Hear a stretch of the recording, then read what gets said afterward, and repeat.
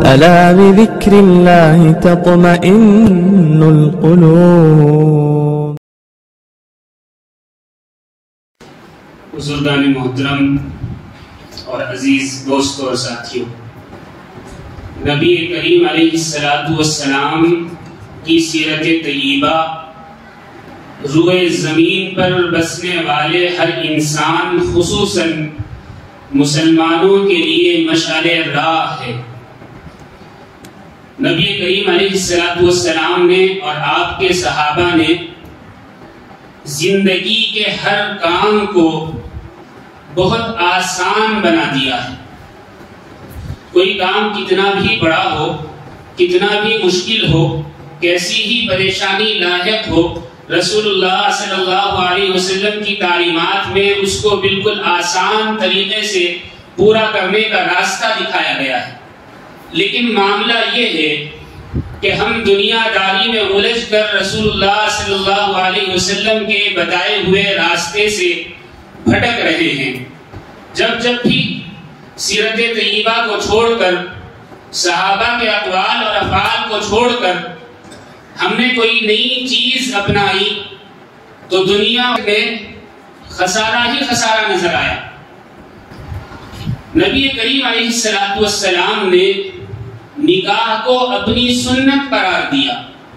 روئے زمین پر انسان کی بقا کے لیے، انسان کے تحفظ کے لیے، انسان کی نسل کے لیے نکاح سے بہتر کوئی اور عمل نہیں ہے۔ ہم جسے شادی کہتے ہیں، شادی سادی ہونی چاہیے، اس لیے کہ نبی کریم علیہ السلام نے جتنے نکاح فرمائے، ایسا نہیں کہ آپ نے بہت زیادہ مال صرف کیا ہو۔ آپ نے امت کو بتایا کہ نکاح بہت آسان ہے، اور نکاح کے بعد کی زندگی پھر اس آسانی کی وجہ سے اللہ تعالیٰ بابرکت بنا دیتے ہیں۔ صحابہ کی مثالیں ہیں، ہمارے اکابرین کی مثالیں ہیں۔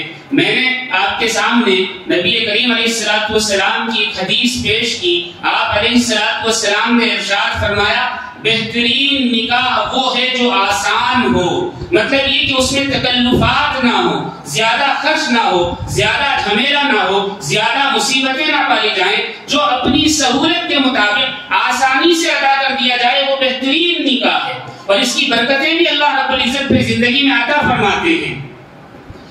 آج کا یہ موضوع اس لیے آپ کے سامنے پیش کیا جا رہا ہے کہ آج جو ارتداد کا زمانہ ہے، آج جو مسلم بچیاں خاص طور پر کافروں کے چنگل میں جا رہی ہیں، اس کی اہم وجہ یہ بھی ہے کہ ہم نے شادیوں کو بہت مہنگا بنا دیا۔ بچیاں سمجھتی ہیں کہ اگر ہم ماں باپ پر بوجھ نہ بنے تو ان کی زندگی بچ جائے گی، ان کا گھر بچ جائے گا، ان کی عزت بچ جائے گی۔ حالانکہ جس راستے پر وہ بھٹک جاتی ہیں، چلنے لگتی ہیں، اس راستے پر بھی کوئی عزت نہیں ملتی، لیکن ہمارے عمل نے ان کو بہکایا ہے۔ اللہ ہماری حفاظت فرمائے، اللہ ہمیں سمجھ عطا فرمائے۔ آج نکاح کو اتنا مشکل بنا دیا گیا کہ زنا آسان ہو گیا ہے۔ نبی کریم علیہ السلام نے زنا کی روک تھام کے لیے ہی نکاح کو نہایت آسان بنایا تھا، اور جب دنیا داری آتی ہے تو پھر نکاح مشکل ہو جاتا ہے۔ نبی کریم علیہ السلام کی حدیث ہے، آپ نے ارشاد فرمایا، 4 چیزوں کی وجہ سے عورت سے نکاح کیا جاتا ہے۔ ایک تو اس کے مال کی وجہ سے نکاح کیا جاتا ہے، دوسرا اس کا خاندان دیکھ کر نکاح کیا جاتا ہے، تیسرا اس کی خوبصورتی دیکھ کر نکاح کیا جاتا ہے، اور چوتھا اس کی دینداری دیکھ کر نکاح کیا جاتا ہے۔ پھر نبی کریم علیہ السلام نے ارشاد فرمایا، تمہیں چاہیے کہ عورت کی دینداری اور اخلاق دیکھ کر نکاح کرو۔ اللہ نبی کریم علیہ السلام نے تمام پریشانیوں کا ایک حل بیان فرما دیا کہ جس میں دینداری ہوگی وہ تمہارا گھر جنت بنا دے گی۔ لیکن جب دینداری کی بنیاد پر نکاح نہیں ہوتا اور نکاح میں ساری خرافات جمع ہو جاتی ہیں تو پھر معاملہ یہ ہوتا ہے زندگی عذاب بن جاتی ہے۔ پھر رونا رویا جاتا ہے کہ ہمارے گھر ایسی بہو آ گئی کہ ہر آدمی پریشان ہے، بے برکتی آ گئی ہے، کاروبار صحیح نہیں چل رہا ہے، کہاں سے چلے گا؟ جب سارے خرافات اور سارے شیطانی ہتھ کنڈے تو ہم نے نکاح جیسی سنت میں شامل کر دیے، اور پھر جب اس کا اللہ رب العزت دنیا میں ہی اثر دکھاتے ہیں تو سمجھ میں آتا ہے کہ ہم نے برا کیا اور پھر پچھتاتے ہیں تو کیا فائدہ ہوتا ہے؟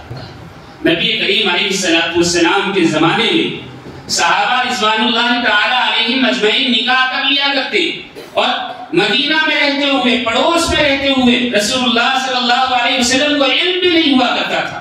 حضرت عبد الرحمن بن عوف رضی اللہ تعالیٰ عنہ ایک مرتبہ رسول اللہ صلی اللہ علیہ وسلم کے پاس آئے تو نبی کریم علیہ السلام نے دیکھا کہ ان کے سینے سے اوپر گریبان کے پاس کچھ پیلا رنگ لگا ہوا ہے۔ نبی کریم علیہ السلام نے ارشاد فرمایا کہ عبد الرحمن یہ رنگ کیسا ہے، تمہارے کپڑوں پر یہ رنگ کیسا ہے؟ انہوں نے فرمایا اے اللہ کے نبی میں نے نکاح کر لیا ہے۔ رسول اللہ صلی اللہ علیہ وسلم ناراض نہیں ہوئے، یہ نہیں فرمایا کہ مجھے اطلاع کیوں نہیں دی، مجھے کیوں نہیں بلایا، بلکہ فرمایا اللہ برکت عطا فرمائے ولیمہ کرو، چاہے بکری کا ایک چھوٹا سا بچہ ہی کیوں نہ ہو۔ نکاح آسان ہونا چاہیے اور کم سے کم لوگ ہونے چاہیے اور خرافات سے بچ کر ہونا چاہیے، ولیمہ ضرور کیا جانا چاہیے تاکہ لوگوں کو معلوم ہو جائے کہ نکاح ہوا ہے۔ آج ہمارے ہاں الٹا معاملہ ہو گیا ہے، معاملہ یہ ہے کہ نکاح کرتے ہیں تو سارا بوجھ لڑکی والوں پر ڈال دیتے ہیں اور پھر ولیمے کے نام پر گھر کے چند افراد کو بلایا اور بات ختم ہو گئی۔ ایسا نہیں ہونا چاہیے، اکثر و بیشتر ایسا ہی ہوتا ہے، یا ولیمہ بھی لڑکی والوں سے کرایا جا رہا ہے۔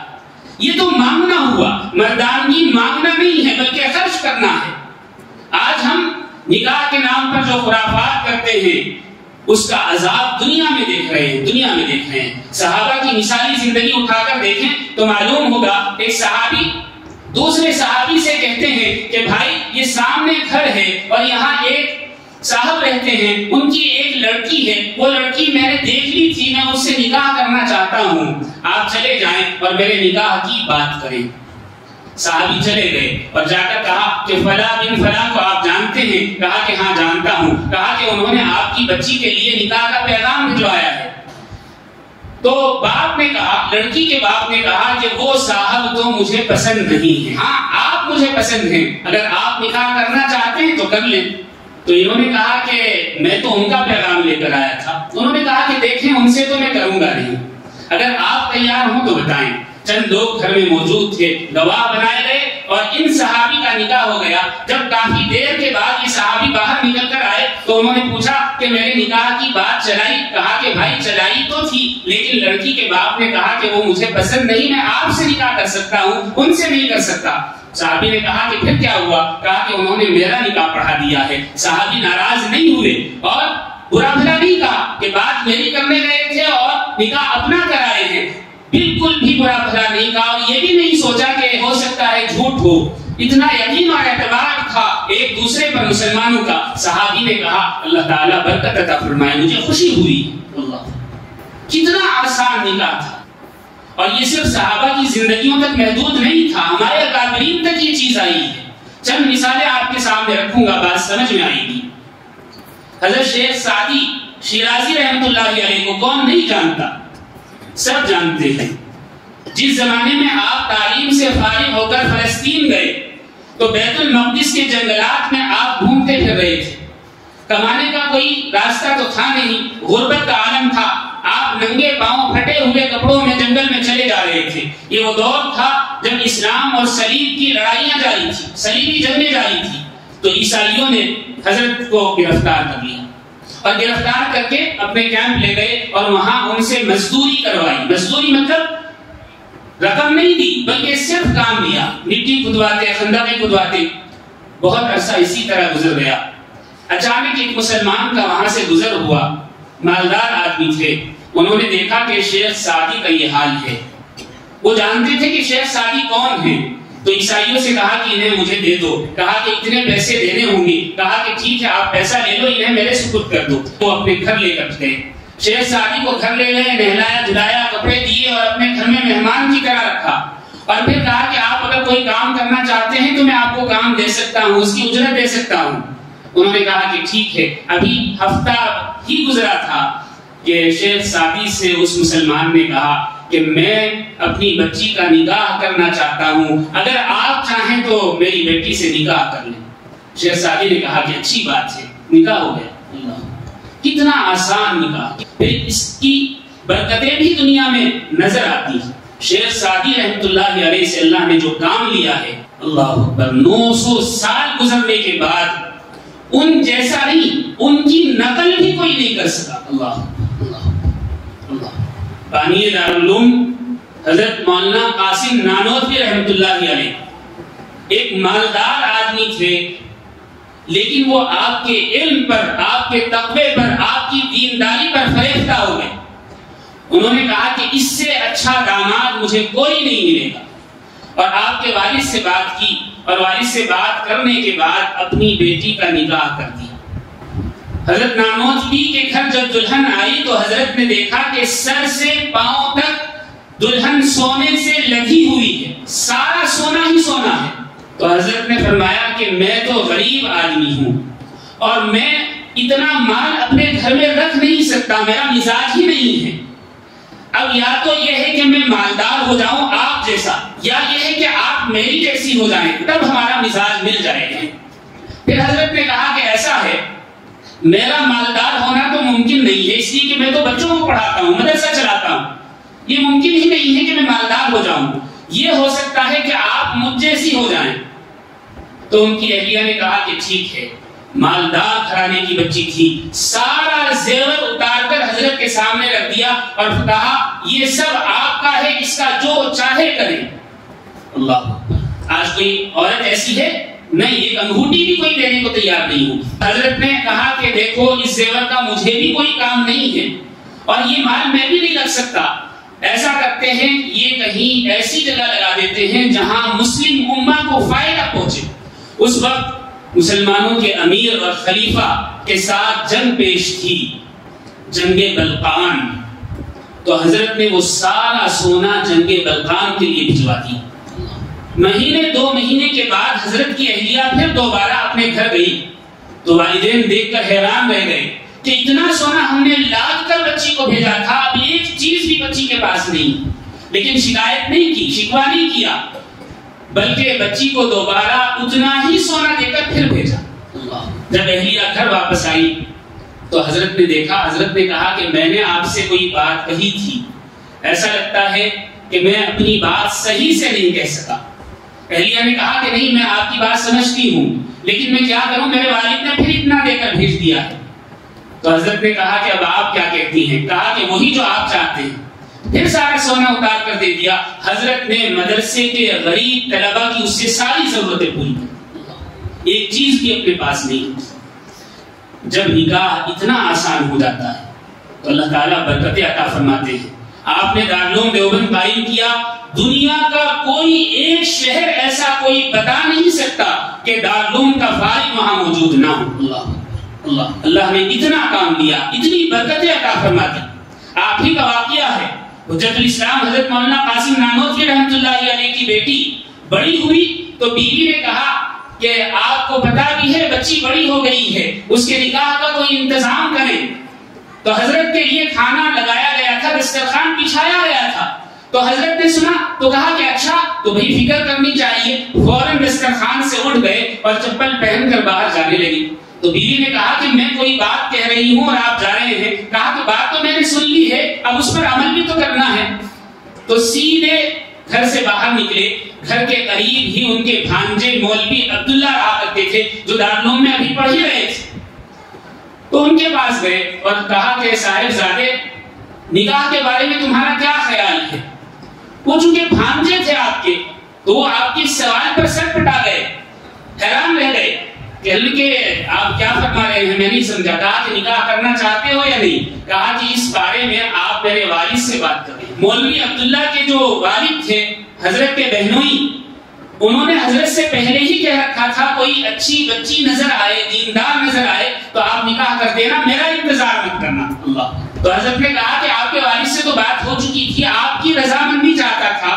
کہا کہ آپ اور والد صاحب جو فیصلہ کریں وہ ٹھیک ہے۔ تو حضرت نے فرمایا کہ بھائی آپ کے والد انصار علی نے تو مجھے اختیار دے دیا ہے، اب یہ بتاؤ میری بچی جو ہے آپ نے اس کو دیکھا بھی ہے، امت الاکرام، اس کے بارے میں آپ کا کیا خیال ہے؟ تو مولوی عبداللہ نے کہا کہ آپ کی جیسی مرضی ایسا کروں۔ کہا کہ اچھا ٹھیک ہے۔ گھر میں آئے اور بیوی سے کہا کہ جو ہمارا بھانجا ہے مولوی عبداللہ، اس کے بارے میں کیا خیال ہے؟ تو بیوی نے کہا کہ خیال تو بہت اچھا ہے، لیکن پہلے ان سے تو پوچھ لو۔ کہا کہ ان سے تو میں پوچھ آیا، ابھی دسترخوان لگا ہوا ہے۔ اتنی سی دیر میں ساری بات ہو گئی۔ کہا کہ اچھا چلو ٹھیک ہے، میں تو رضامند ہوں۔ بیوی نے یہ کہا تو حضرت گھر میں داخل ہوئے، بچی نل کے پاس بیٹھی ہوئی کچھ دھو رہی تھی، تو حضرت وہیں بیٹھ گئے، اکڑو بیٹھ گئے، اور حضرت نے کہا کہ مولوی عبداللہ سے میں تمہارا نکاح کرنا چاہتا ہوں، تم کیا کہتی ہو؟ اب دیندار بچیاں ایسی نہیں ہوتی، اس نے شرم سے حیا سے سر جھکا لیا، خاموش ہو گئی۔ حضرت کی اہلیہ نے کہا کہ آپ کیا بات کرتے ہیں، بچیوں سے بھلا ایسے بھی کوئی سوال کرتا ہے، ایسے بھی مرضی پوچھی جاتی ہے؟ تو حضرت نے کہا کہ جیسے مولوی عبداللہ سے مرضی پوچھنا ضروری تھا، ایسے بچی سے بھی مرضی پوچھنا ضروری ہے، یہ شریعت کا مسئلہ ہے۔ تو کہا کہ ٹھیک ہے، آپ مجھ سے کہتے میں پوچھتی پھر جواب دیتی۔ کہا کہ نہیں، براہ راست پوچھ لینا بہتر ہے۔ تو آپ کی اہلیہ نے کہا کہ بچی رضامند ہے، بچی خاموش رہی، شرما گئی اور اٹھ کر نہیں گئی، تو اس کا مطلب یہ ہے کہ بچی راضی ہے۔ تو حضرت نے کہا کہ اچھا ایک کام کرو، یہ جو دسترخوان ہے یہ تو اٹھا دو، بعد میں کھائیں گے۔ باہر تشریف لائے اور مولوی عبداللہ کو بلوایا، 2-4 لوگ اور آ گئے، وہیں گواہ بنائے اور وہیں نکاح کر دیا۔ اور پھر گھر میں نہیں بلایا، بلکہ اپنے بھانجے سے کہا کہ جاؤ ڈولی لے کر آ جاؤ یا کوئی ٹانگا لے کر آ جاؤ تاکہ بچی کو تم لے جا سکو۔ تو وہ چلے گئے اور گھر میں آئے اور کہا کہ میں نے بچی کا نکاح پڑھا دیا ہے، آپ بچی کو ساتھ بھیج دیں۔ کہا کہ میں نے تو کوئی کپڑے بھی نہیں بنائے۔ کہا کہ یہ بتائیں کہ بچی کیا کر رہی ہے؟ کہا کہ نماز پڑھ رہی ہے۔ کہا کہ نماز سے بہتر کپڑے کون سے ہوں گے؟ نماز سے بہتر کپڑے کون سے ہوں گے؟ بلایا، چمکارا اور سر پر ہاتھ رکھا اور کہا کہ بیٹی مولوی عبداللہ سے تمہارا نکاح کر دیا ہے، وہ باہر سواری لے کر آئے ہیں، آپ چلی جائیں۔ اور رخصت کر دیا۔ اور پھر گھر کی ملازمہ کے ہاتھ گھر کی ضروریات کا جو بھی سامان ہوتا تھا وہ پہلے ہی بھجوا دیا، ان کے پہنچنے سے پہلے پہنچا دیا۔ جب ایسے نکاح ہوتی تھے تو زندگیوں میں برکتیں آتی۔ آج نکاح شادی کو مشکل بنا دیا گیا، زندگی عذاب بن گئی ہے، زندگی عذاب بن گئی۔ حضرت شیخ الہند رحمت اللہ علیہ کے شاگرد حضرت مولانا احمد علی لاہوری رحمت اللہ علیہ، امام المفسرین آپ کو کہا جاتا ہے، اور 20ویں صدی کے امام الاولیاء آپ کو تسلیم کیا گیا ہے۔ وہ خود اپنا واقعہ لکھتے ہیں کہ میں دارالعلوم میں پڑھ رہا تھا، غربت کے دن تھے، دارالعلوم میں پڑھتے پڑھتے ایک دن حضرت شیخ الہند رحمت اللہ علیہ کے دوست جو پنجاب کے رہنے والے تھے دارالعلوم آئے، تو درس کے درمیان، سبق کے درمیان آ کر بیٹھ گئے۔ حضرت نے پوچھا کیسے آنا ہوا؟ کہا کہ میری بچی کے نکاح کا مسئلہ ہے، لڑکا تلاش کرتا پھر رہا ہوں۔ اللہ، کہاں؟ مدرسوں میں، مدرسوں میں داماد تلاش کر رہے ہیں۔ کہا کہ پنجاب سے لے کر یہاں تک جتنے مدرسے ہیں سب میں جا کر آیا، لیکن وہ گوہر نایاب مجھے نظر نہیں آ رہا جو میں چاہتا ہوں۔ حضرت نے کہا کہ اچھا چلو یہاں بھی دیکھ لو۔ ابھی سبق چل ہی رہا تھا، درمیان میں شیخ الہند سے انہوں نے کہا کہ یہ جو بچہ ہے جس کے کپڑے پھٹے ہوئے ہیں، یہ بتائیں کہ اس کا نکاح ہو گیا کیا؟ حضرت شیخ الہند رحمۃ اللہ علیہ نے فرمایا کہ اس سے کون نکاح کرے گا، کون بچی کو دے گا اس کو؟ یہ تو غریب ہے بیچارہ، اس کے تو پاس کچھ ہے ہی نہیں، کون اس سے نکاح کر سکتا ہے؟ تو حضرت شیخ الہند کے دوست نے کہا کہ یہ لڑکا مجھے پسند ہے، درس کے بعد آپ بات کروا دیں۔ حضرت مولانا احمد علی لاہوری رحمت اللہ علیہ کو بلایا اور بلانے کے بعد کہا کہ بھائی نکاح چاہتے ہو؟ تو انہوں نے کہا کہ حضرت میں تو چاہتا ہوں، لیکن میں تو پھٹیچر ہوں، غریب ہوں، مجھے کون اپنی بیٹی دے گا؟ تو حضرت نے کہا کہ یہ آئے ہیں، میرے دوست ہیں، پنجاب کے ہیں، اور یہ چاہتے ہیں کہ آپ کا نکاح اپنی بچی سے کر دیں، آپ کیا کہتے ہیں؟ کہا کہ میرے والد صاحب سے بات کر لیں۔ ان کے والد سے بات ہوئی، انہوں نے کہا کہ ٹھیک ہے آپ نکاح پڑھا دیں۔ خود بھی آنا گوارا نہیں کیا۔ دارالعلوم میں جو مسجد ہے، پرانی مسجد، اسی میں شیخ الہند نے یعنی استاد نے بیٹھ کر اپنے شاگرد کا نکاح کر دیا، ایک رشتہ دار بھی ساتھ نہیں تھا۔ اور نکاح سے پہلے کیا کیفیت تھی؟ حضرت احمد علی لاہوری رحمۃ اللہ علیہ فرماتے ہیں کہ جب مجھے نکاح کی بات بتائی کہ کل تمہارا نکاح ہے، تو میں نے لڑکوں سے بتایا جو کلاس میٹ تھے، ان سے کہا کہ کل میرا نکاح ہے، حضرت نے فرمایا ہے کہ فلاں کی بچی سے نکاح ہو جائے گا۔ کہا کہ ٹھیک ہے۔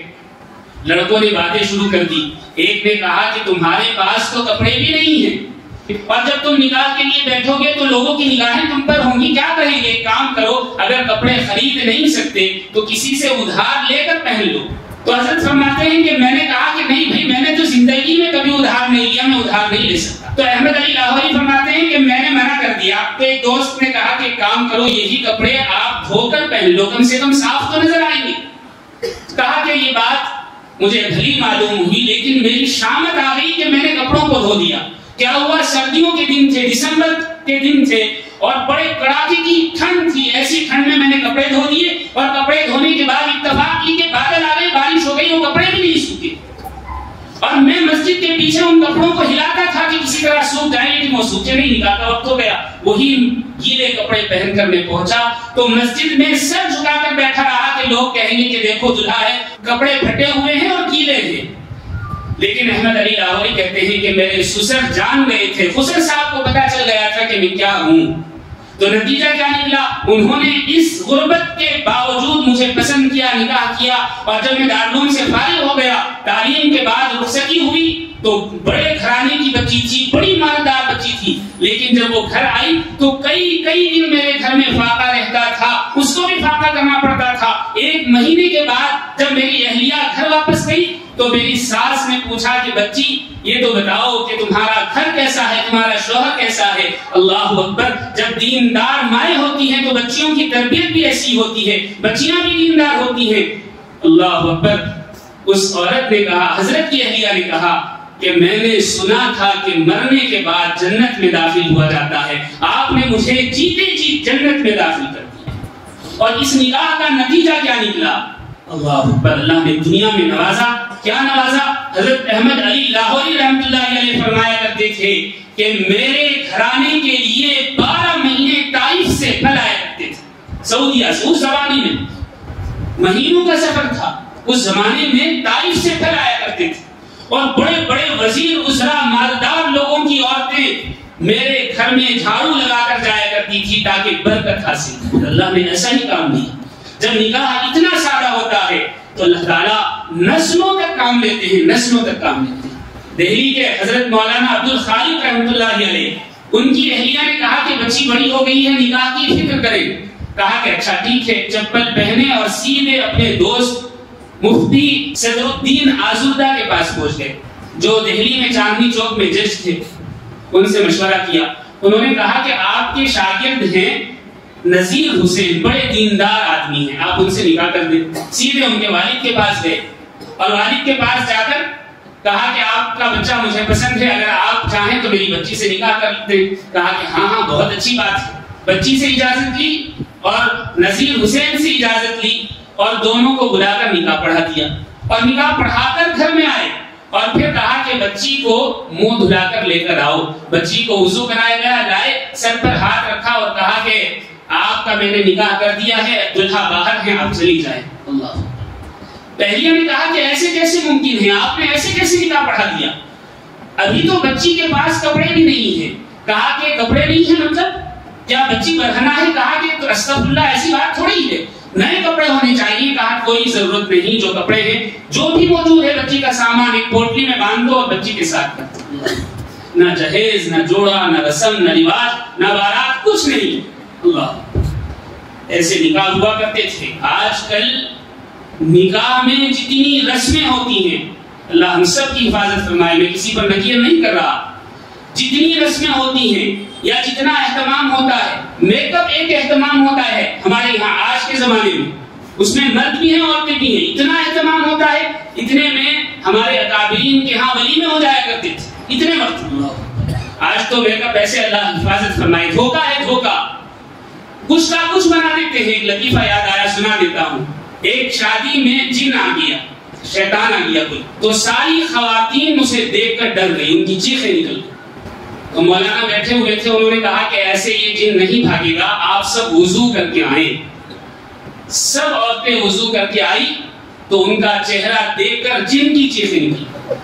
آج میک اپ میں، رسومات میں اتنا وقت لگا دیا جاتا ہے کہ ہمارے اکابرین کے ہاں نکاح بھی ہو جاتا تھا، ولیمہ بھی ہو جاتا تھا۔ اللہ حفاظت فرمائے۔ حضرت رحمت اللہ علیہ کا نکاح ہوا، میرے والد محترم کا، تو میرے نانا نے کہا کہ 7 آدمی سے اوپر 8واں آدمی نہیں ہونا چاہیے نکاح کے لیے، اور ساتھ میں دلہا بھی شامل ہے، ہمارا بڑا خاندان دور تک پھیلا ہوا۔ تو میرے دادا نے کہا کہ کوئی مانے گا نہیں، ایسے تو نکاح ہوگا نہیں، اس کا سب سے آسان طریقہ ہے وہ یہ کہ میں اپنے رشتے کے بھائی کو بیٹے کے ساتھ بھیج دیتا ہوں۔ میرے دادا خود نکاح میں شامل نہیں ہوئے اور صرف 6 آدمیوں کو ساتھ میں حضرت رحمت اللہ علیہ بھیج دیا اور نکاح ہو کر گھر میں آ۔ لیکن رشتے دار زیادہ تھے، کہا کہ ایسے تو نکاح نہیں ہوگا، چونکہ کچھ نہ کچھ رکھنا بھی ہوتا ہے۔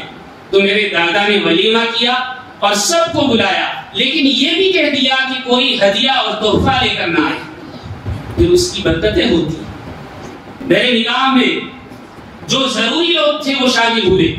میرے سسر صاحب سعودیہ میں تھے، انہوں نے کہا کہ میرے والد موجود ہیں، میرے آنے کی ضرورت نہیں، آپ بچی کا نکاح پڑھا۔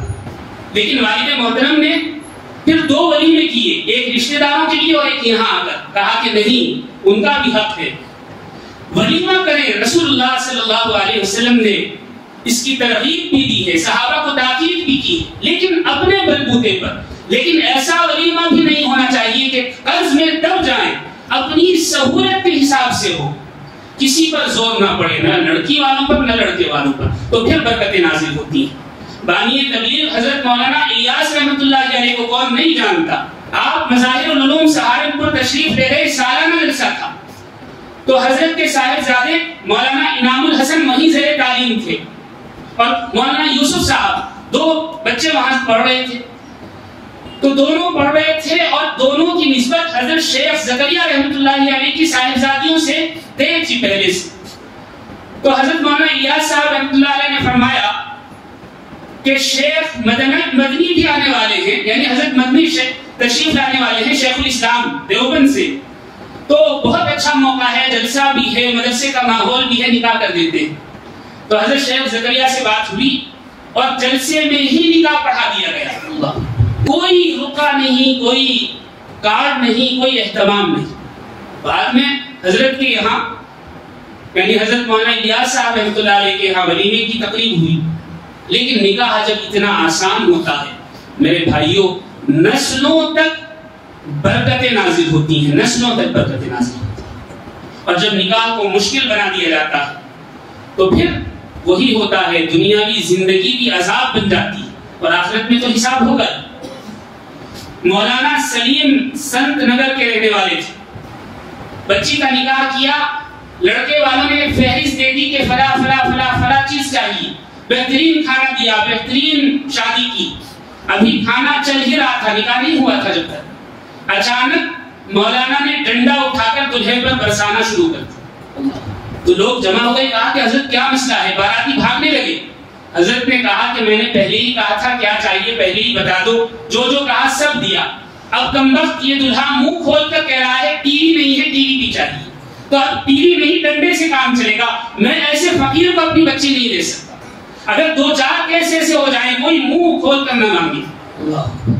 آج تربیت کی ضرورت ہے، دینداری کی ضرورت ہے۔ رسول اللہ صلی اللہ علیہ وسلم کی رفت جگر حضرت فاطمہ الزہرا بیمار ہوئی تو حضرت علی رضی اللہ تعالیٰ عنہ آئے اور کہا کہ آپ کا کسی چیز کی طبیعت ہو تو بتائیں، کسی چیز کے کھانے کا دل ہو تو مجھے بتائیں، میں آپ کے لیے لا دوں۔ کہا کہ نہیں، پھر 2 بار پوچھا، کہا کہ نہیں، پھر تیسری بار پوچھا تو کہا کہ علی مسئلہ یہ ہے، میرے والد نے رسول اللہ صلی اللہ علیہ وسلم نے تاکید فرمائی ہے کہ علی سے کسی چیز کا مطالبہ مت کرنا، ہو سکتا ہے وہ اس کو پورا نہ کر سکے اور شرمندہ ہو۔ حضرت علی کی آنکھوں میں آنسو آ گئے اور حضرت علی نے فرمایا کہ میں قسم دے کر کہتا ہوں آپ جو کہیں گی پیش کروں گا۔ تو پھر آہستہ سے کہا کہ انار کی تربیت ہے، جب بچیوں کی تربیت ہوتی ہے تو بچیاں اس طرح نبھاتی ہیں۔ آج بچیوں کو جہیز کی نہیں تربیت کی ضرورت ہے، اور بچوں میں مردانگی دکھانے والا بنانے کی ضرورت نہیں ہے، بلکہ جو بچی گھر میں آ رہی ہے اس کا دل رکھنے والا بنانے کی ضرورت ہے۔ یہ ضروری ہے، اگر ایسا نہیں کریں گے تو معاشرہ ٹوٹ جائے گا اور بکھر جائے گا، یہ رسمیں رواج یہی دھری رہ جائیں گی، آخرت میں تو باس پرس ہوگی ہی۔ آج ہم اس اجتماعی گناہ میں ملوث ہیں کہ جوڑا ہے، جہیز ہے، رسم ہے، اور پھر مطالبات ہیں، پھر دعوتیں ہیں، اور پھر نہ جانے کیا کیا ہے۔ سے میں ایک ایسے نکاح کو جانتا ہوں کہ بارات آئی، سب کچھ ہوا، ساری رسومات بھی، بچی کو رخصت کر دیا، جب رخصت ہو گئی تو باپ کو خیال آیا کہ نکاح ہی نہیں ہوا، تو فون کیا، راستے میں گاڑی کہیں روکی، روڈ پر بٹھا کر نکاح کیا اور پھر بھیجا۔ کیا فائدہ ایسی رسومات کا؟ جو اصل چیز ہے وہ تو چھوڑ ہی دی۔ نبی کریم علیہ السلام کی حدیث ہے بخاری شریف میں، آپ نے ارشاد فرمایا میری امت کے تمام گنہگاروں کے گناہ معاف ہو سکتے ہیں سوائے ان گنہگاروں کے جو کھلم کھلا گناہ کرنے والے ہیں۔ یہ جو شادی کی رسومات تھی یہ کھلم کھلا گناہ ہے۔ کہاں سے آ گیا کہ جوتا چرائی اور فلا فلا فلا؟ کہاں ہے یہ سب؟ کہیں نہیں ہے۔ نبی کریم علیہ السلام نے جو تعلیم ارشاد فرمائی اگر ہم اس کو اپنا لیں سارا ہی مسئلہ ختم ہو جائے، سارا ہی مسئلہ ختم ہو جائے۔ حضرت عائشہ رضی اللہ تعالیٰ عنہ روایت کرتی ہیں رسول اللہ صلی اللہ علیہ وسلم نے ارشاد فرمایا وہ نکاح نہایت بابرکت ہوتا ہے جس کا خرچ کم سے کم کم سے کم کم سے کم۔ حضرت زینب بنت جہش رضی اللہ تعالیٰ عنہا کے علاوہ رسول اللہ صلی اللہ علیہ وسلم نے جتنے نکاح فرمائے تمام نکاحوں میں ولیمہ اتنا مختصر تھا کہ بعض میں تو صرف 2 کلو ستو ہی کھلایا گیا، صرف 2 کلو ستو۔ اور حضرت صفیہ رضی اللہ تعالیٰ عنہ کے ولیمے میں آپ نے صحابہ سے عرض کیا کہ جس کے پاس جو ہے وہ لے آئے، صحابہ اپنے گھر سے توشے لے آئے، سب نے ایک دسترخوان پر رکھا اور کھایا۔ یہ نبی کریم علیہ السلام کا حضرت صفیہ سے نکاح کا ولیمہ تھا۔ اللہ نبی کریم علیہ السلام نے امت کو آسان راستہ بتا دیا ہے۔ حضرت عائشہ رضی اللہ تعالی عنہا کا ایک جوڑا تھا، عروسی جوڑا، جب آپ دلہن بن کر آئی اس وقت جو جوڑا بنایا گیا تھا اس کی قیمت 2.5 درہم تھی، صرف 2.5 درہم۔ اور وہ جوڑا ایسا نہیں کہ پہن لیا بات ختم ہو گئی، برسوں تک مدینہ میں جب کسی کا نکاح ہوتا دلہن کو وہ جوڑا پہناتے تھے، نکاح کے بعد رخصتی کے بعد 2 دن کے بعد وہ جوڑا واپس لا کر پھر رکھ دیا جاتا تھا۔ 2.5 روپے میں جو جوڑا تیار کیا گیا تھا برسوں تک چلا۔ اللہ، اور اس لیے نہیں کہ حضرت عائشہ کا تھا بلکہ اس لیے کہ وہ کم قیمت تھا تاکہ رسول اللہ کی سنت ادا ہوتی ہے۔ نبی کریم علیہ السلام کی حدیث ہے، آپ صلی اللہ علیہ وسلم نے ارشاد فرمایا جو کوئی نکاح کی طاقت رکھتا ہو اس کو چاہیے کہ وہ نکاح کر لے، اس لیے کہ نکاح نظر کو نیچی کر دیتا ہے، شہوت کو روک دیتا ہے۔ اور جو کوئی نکاح کی طاقت نہیں رکھتا یعنی اس میں اس کی صحت ایسی نہیں ہے، اس کے پاس اتنا خرچ نہیں کہ وہ بیوی پر خرچ کر سکے، تو اس کو چاہیے کہ وہ روزے رکھے، اس لیے کہ روزے شہوت کو مٹا دیتے ہیں۔ ایک واقعہ سنا کر بات ختم کرتا ہوں۔ ایک صحابی ہیں حضرت جلیبیب رضی اللہ تعالیٰ عنہ، بڑے غریب تھے، تشریف لائے آپ صلی اللہ علیہ وسلم کے پاس بیٹھے تو آپ نے فرمایا کیا نکاح کرنا چاہتے ہو؟ کہا کہ اللہ کے نبی نکاح تو چاہتا ہوں، میرا نکاح کون کرے گا؟ کہا کہ اگر نکاح چاہتے ہو فلاں گھر میں چلے جاؤ اور میرا سلام کہنا اور کہنا کہ اپنی بچی کو میرے نکاح میں دے دو۔ حضرت جلیبیب وہاں گئے، سلام سنایا، گھر والے خوش ہو گئے کہ رسول اللہ صلی اللہ علیہ وسلم نے سلام کہا ہے۔ پھر کہا کہ دوسری بات یہ ہے کہ آپ نے ارشاد فرمایا اپنی بچی کا نکاح مجھ سے کر دیں۔ کہا کہ نکاح آپ سے کیسے کر دیں، آپ تو نہایت غریب آدمی ہیں۔ تو اندر سے بچی نے سن لیا اور کہا کہ رسول اللہ صلی اللہ علیہ وسلم کے فرمان کے آگے ساری باتیں کم تر، آپ جائیں اور نبی کریم علیہ السلام سے بات کریں۔ والد آئے، بات کی، نکاح ہو گیا، رخصتی ہو گئی۔ نتیجہ کیا نکلا؟ نتیجہ یہ نکلا کہ تاریخ میں لکھا ہے انصار صحابہ میں سب سے زیادہ خرچ کرنے والا گھرانہ حضرت جلیبیب رضی اللہ تعالیٰ عنہ تھا۔ اللہ نے نواز دیا نکاح کے بعد، سسرال سے نہیں لیا بلکہ اللہ نے برکت پیدا فرما دی، برکت پیدا فرما دی۔ میں نے ایک آیت آپ کے سامنے تلاوت کی جس میں اللہ رب العزت ارشاد فرما رہے ہیں تم میں سے جن مردوں یا عورتوں کا ابھی نکاح نہ ہوا ہو ان کا بھی نکاح کرا دو، یعنی نکاح کر دینا چاہیے، وقت ہو جائے تو نکاح کر دے۔ اور تمہارے غلاموں اور باغیوں میں سے بھی جو نکاح کے قابل ہوں ان کا بھی نکاح کر دو اگر وہ تنگ دست ہیں۔ یہ آیت سننے کی ہے، اگر وہ تنگ دست ہیں، اللہ کا فرمان ہے، فرمایا یغنیہم اللہ من فضل، اللہ تعالیٰ اپنے فضل سے انہیں مالدار بنا دے گا۔ آج شادیاں اس لیے ہوتی ہیں کہ مالدار بن جائے، سسرال سے لے کر مالدار بننا چاہتے ہیں، اللہ تعالیٰ فرما رہے ہیں نکاح کر دو مالدار ہم بنا دیں گے۔ اللہ پھر آگے فرمایا اللہ واسع علیم، اللہ تعالیٰ بہت وسعت والا یعنی بہت کچھ دینے والا ہے اور سب کچھ جاننے والا ہے۔ دوستو دعا فرمائے اللہ تعالیٰ مجھے بھی اور آپ کو بھی عمل کی توفیق عطا فرمائے۔ وآخر دعوانا ان الحمدللہ۔